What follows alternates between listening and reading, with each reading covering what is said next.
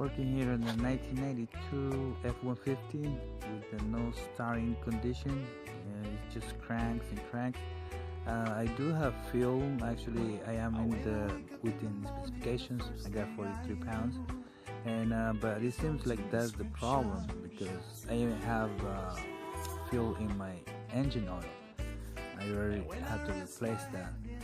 So I do have grounds on my PCM, and there is ground in the fuel pump, but it looks like the ground is being shared with the dual tank because I do have two fuel tanks.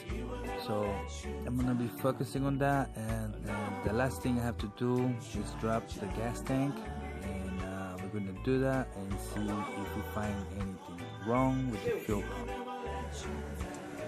Alright guys, 5.0 92 f-150 4x4, having issues starting, and I hooked up my OBD1. I got the code 542. Secondary circuit messed up, so everything is good. My PCM has ground. I found this issue, and my secondary circuit, I believe it's going to be these babies right here. As you can see, the fuel pump has been replaced, but the crown was messing up. So there you have it, guys.